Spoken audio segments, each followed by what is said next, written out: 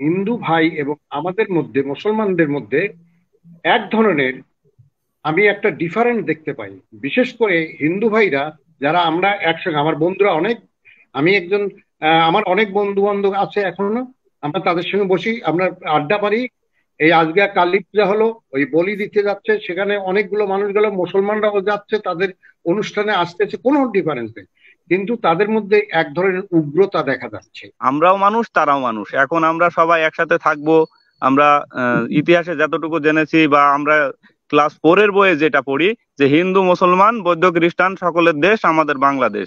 তো এই আলোকে আমরা কি এই রকম কিছু দেখবো যে খালি আমাদেরকে হত্যাই করবে তারা, আমরা তার কাটার গোলেও হত্যা হব, সীমান্তে আমরা হিন্দু পাড়াতে হত্যা হব, এটাই কি আমাদের জন্য তাদের ভালোবাসা নাকি? ম্যাডাম সালাম আলাইকুম, আমি এখানে একটু, আমি একদম বাংলাদেশের একদম একটা হার্ড টু রিচ এরিয়া অবস্থান করতেছি, কুড়িগ্রাম ডিস্ট্রিক্টের একদম আসাম বর্ডারের কাছে।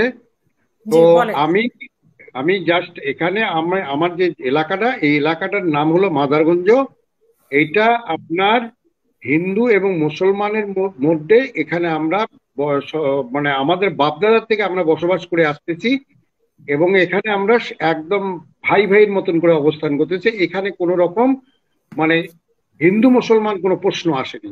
ম্যাডাম আমি একটু কথা বলবো, এখানে একজন আইনজ্ঞ ব্যক্তিত্ব আছেন, এবং আনোয়ার ভাই থাকলে ভালো হতো, এবং একজন আমার খুব শ্রদ্ধেয় ব্যক্তি, এবং উনি আমার বয়সেরও ছোট হবে সম্ভবত, তারপর আমি ওনাকে শ্রদ্ধা করবো, ব্যারিস্টার জিল্লুর সাহেব।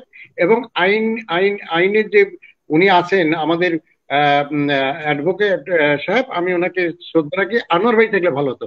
আমি যে কথাটা বলতেছি, কথাটা এরকম যে আমার কাছে আমি মানে আমি এটা দেখছি যে 15 বছরের মধ্যে, বিশেষ করে আপনার বিজেপি সরকার যখন ক্ষমতায় আসছে বাংলাদেশে, আমি একদম বর্ডার থেকে বলতে চাই, আমার বাড়ি বর্ডারের কাছে, বিজেপি সরকার ক্ষমতায় আসে তখন থেকে আমাদের হিন্দু ভাই এবং আমাদের মধ্যে মুসলমানদের মধ্যে এক ধরনের আমি একটা ডিফারেন্ট দেখতে পাই।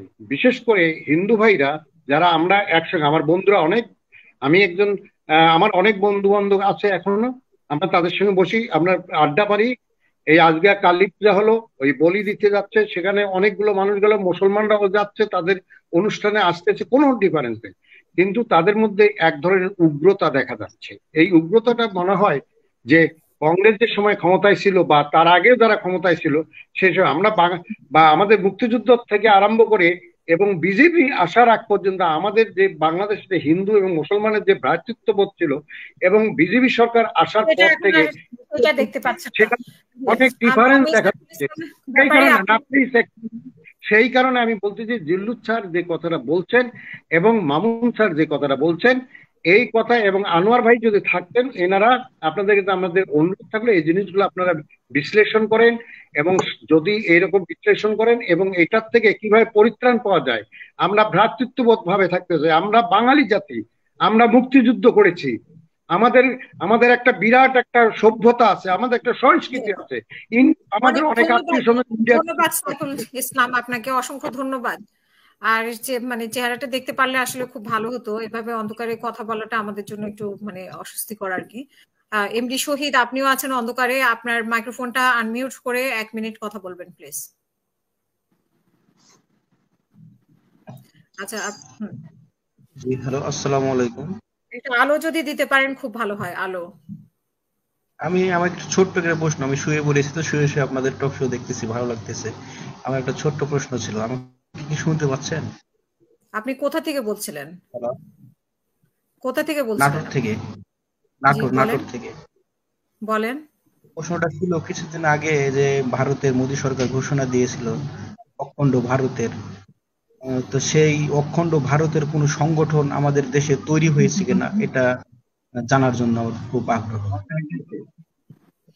জি, জাহাঙ্গীর হাসান, আপনার প্রশ্ন বা মতামত প্লিজ। জি, আসসালামু আলাইকুম। ওয়ালাইকুম আসসালাম। কি আমার শোনা যাচ্ছে? শুনতে পাচ্ছি আপনাকে। আচ্ছা আচ্ছা, আপনারা ভালো আছেন সবাই না? আমার প্রশ্নটা আসলে আনোয়ার ভাইয়ের কাছে ছিল বা প্রামাণিক দাদার কাছে ছিল, এখন তো দুজনটা একজনও নাই। উনি মনে হয় শেষ পর্যন্ত এখন আমার প্রশ্নটা যাক, জি মাহবুব ভাই এবং ব্যারিস্টার জিল্লুর ভাই দুজনেই দিবেন। সেটা হয়েছে, বাংলাদেশে তো আমরা একটাই বিচারিক একটা রায় পেয়েছি, সেটা হচ্ছে শেখ মুজিবুর রহমান, বঙ্গবন্ধু শেখ মুজিবুর রহমান জাতির জনক। আর কোনোটাই আসলে আওয়ামী লীগ সরকার করবে না, করতে পারবে না, এটাই মনে হয় নিশ্চিত।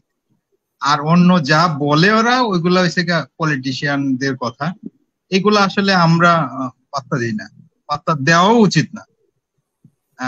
এই ব্যাপারটা আপনারা একটু যদি বলেন যে আমরা যে শেখ মুজিবুর রহমানের রায় আমরা করতে পারছি, কিন্তু জাতীয় চার নেতা কেন করতে পারলাম না? ওনারা কি আওয়ামী লীগের ছিল না, নাকি না বাংলাদেশের ছিল না? এটা একটু বলবেন। এটা আনোয়ার ভাই এবং দাদা হইলে ভালো হইতো, আমার অ্যান্সারটা মনে হয়। যাই হোক, দুজনকে ধন্যবাদ। সালাম। অসংখ্য ধন্যবাদ।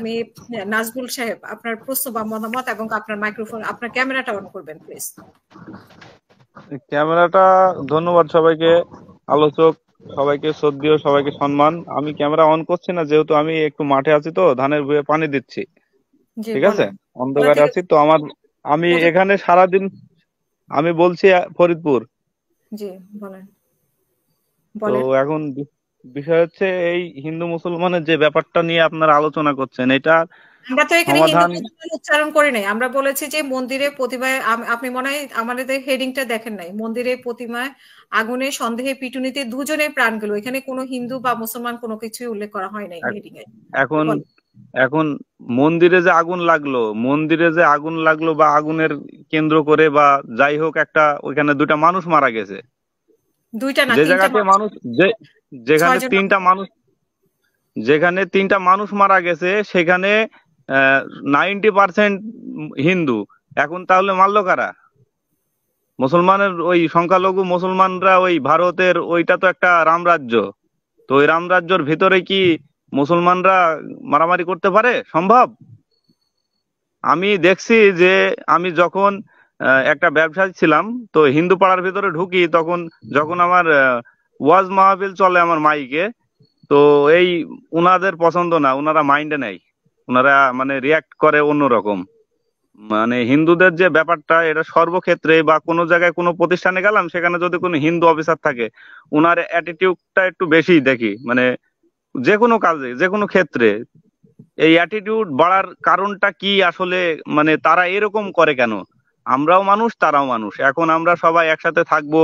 আমরা ইতিহাসে যতটুকু জেনেছি বা আমরা ক্লাস 4 বইয়ে যেটা পড়ি, যে হিন্দু মুসলমান বৌদ্ধ খ্রিস্টান সকলের দেশ আমাদের বাংলাদেশ। তো এই আলোকে আমরা কি এই রকম কিছু দেখবো যে খালি আমাদেরকে হত্যাই করবে তারা? আমরা তার কাটার গোলেও হত্যা হব, সীমান্তে আমরা হিন্দু পাড়াতে হত্যা হব, এটাই কি আমাদের জন্য তাদের ভালোবাসা না কি? এই ব্যাপারটা আমি বুঝি না। অসংখ্য ধন্যবাদ আপনাকে নাজমুল ভাই আমাদের সাথে যুক্ত হওয়ার জন্য। শহীদ ভাই 1 মিনিটে শেষ করবেন প্লিজ, আপনার মাইক্রোফোনটা অন করে নেবেন। আসসালামু আলাইকুম ওয়া রাহমাতুল্লাহি ওয়া বারাকাতুহু। আজকের সম্মানিত উপস্থিত, আপনাদের কাছে আমার প্রশ্ন হলো, আমরা আল্লাহর সৃষ্টি, নবীর উম্মত, এই যে মুসলমান, আল্লাহ পাকের একমাত্র ধর্ম, মনোনীত ধর্ম হচ্ছে ইসলাম। কিন্তু আজকে হিন্দু খ্রিস্টানরা এরা বিভিন্ন ইস্যু তৈরি করে, আজকে তারাই নিজেরা এগুলা হত্যাকাণ্ড ঘটায় আজকে মুসলমানদের উপরে এই দোষগুলা চাপানোর চেষ্টা করে। এগুলা অতীতে দেখছি, এখনো দেখতেছি। কিন্তু যেখানে অনুমান ভিত্তিক আসলে কথা, কারণ এই যেহেতু স্পেসিফিক একটা ঘটনা নিয়ে আমরা কথা বলছি, মানে অনুমান করে পূর্বের ইতিহাস এভাবে মানে করাটা আসলে এক ধরনের কি বলবো উচিত না আর কি। তখন আর ধরনের প্রোপাগান্ডা, গুজব হয়ে যায় আর কি বিষয়টা। আমরা যেহেতু একটা স্পেশাল বিষয় নিয়ে কথা বলছি, একদম নির্ধারিত একটা বিষয় নিয়ে, সেই বিষয়ের উপরে যদি কথা বলতেন আপনি। আমি তো সেটাই বলছি যে এই যে যেখানে আপনার শতকরা 90% হিন্দু ওখানে আছে, কিন্তু তাদের ওখানে মুসলমানরা কোনো প্রভাবে কথা বলতে পারে না। কিন্তু এই যে তাদের ওখানে তারা নিজেরাই হত্যা করে আজকে মুসলমানের উপরে চাপাইয়া এগুলো আজকে হিন্দু খ্রিস্টানরা এর একটা